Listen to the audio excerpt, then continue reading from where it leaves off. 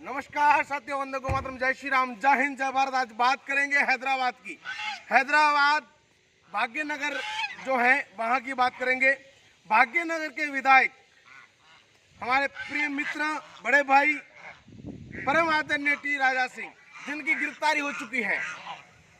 मामला क्या है, मैं पूरा मामला आपको विस्तार रूप में बताने की कोशिश करूंगा कि अपने भारत देश में एक ऐसा सुअर का बच्चा पैदा हुआ है जिसका नाम है फारूकी, जो काम करता है कॉमेडियन का।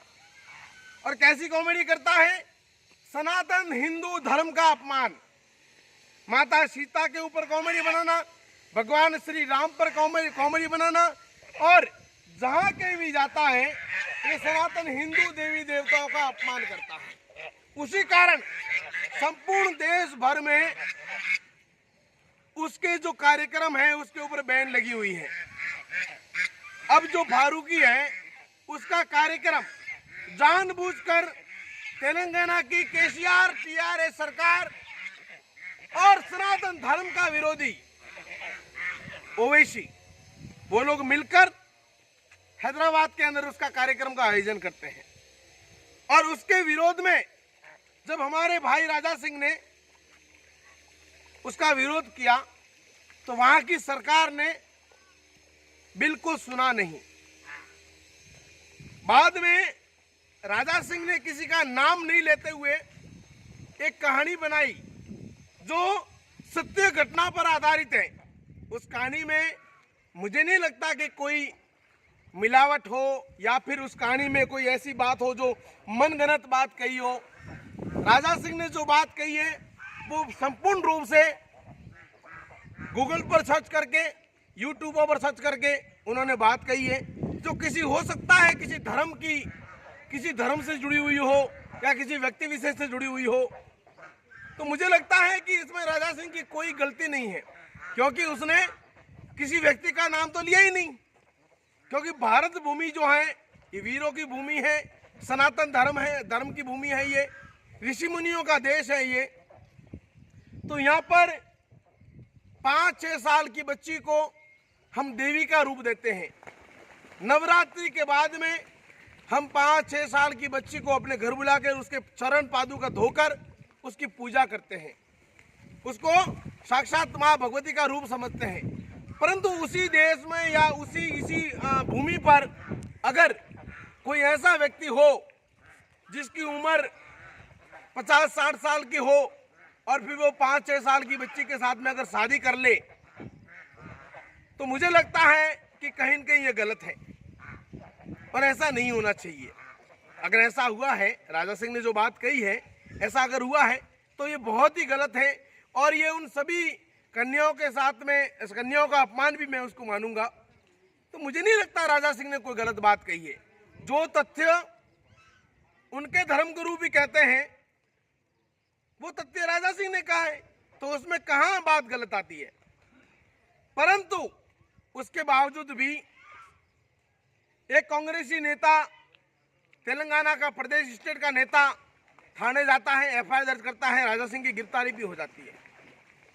उसके पश्चात भाग्यनगर की सड़कों पर कुछ सुअर के बच्चे, कुछ जाहिल गवार, कुछ गंदी नाली के कीड़े खुलकर ये नारा लगाते हैं कि सर तन से जुदा, सर तन से जुदा।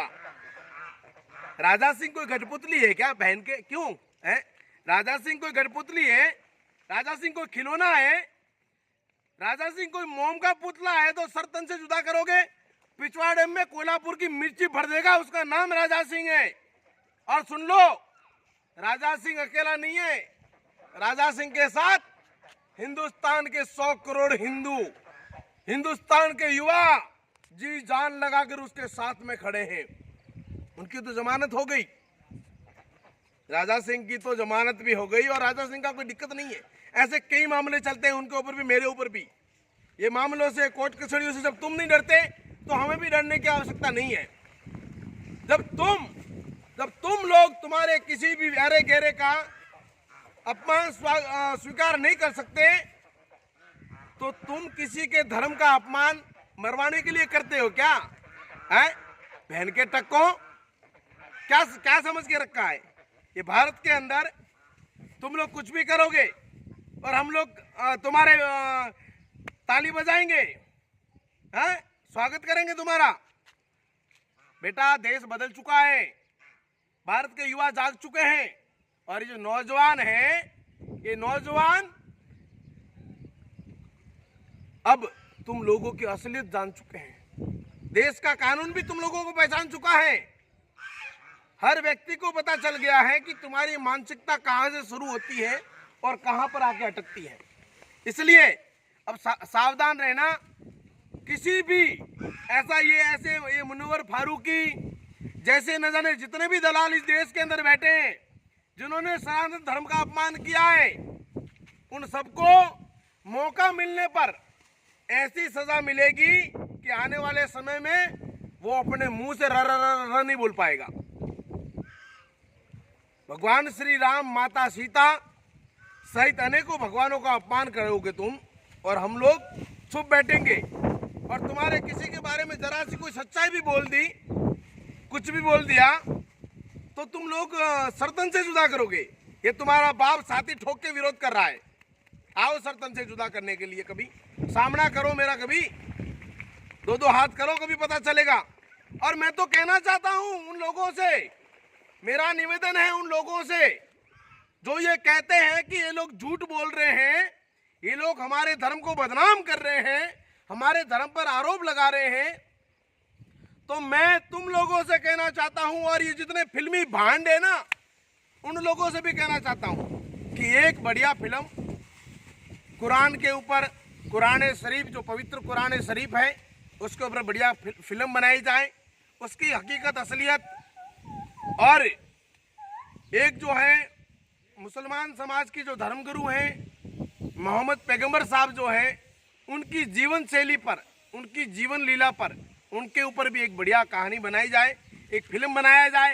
ये देश को बताना चाहिए ताकि देश को पता चले कि भाई ये जो हिंदूवादी नेता है ये सच बोल रहे हैं कि झूठ बोल रहे हैं, क्या हकीकत है, क्या कहानी है, कुछ समझ में तो आए दुनिया को, ताकि लोग कोई ऐसा बोलने से पहले सोचे। कि मेरा निवेदन है और सरकार से अनुरोध करूंगा कि भाई भगवान श्री राम पे फिल्म बन जाती है, रामायण आ जाती है, महाभारत आ जाती है, शिव पुराण आ जाती है और अनेकों श्री कृष्ण लीला भी आ जाती है, तो क्यों ना एक लीला मोहम्मद पैगंबर साहब के ऊपर भी एक कहानी, टीवी सीरियल या ऐसा कुछ हकीकत जो भी है, जो है उससे देश की जनता को रूबरू करवा देना चाहिए ताकि जनता को पता चले।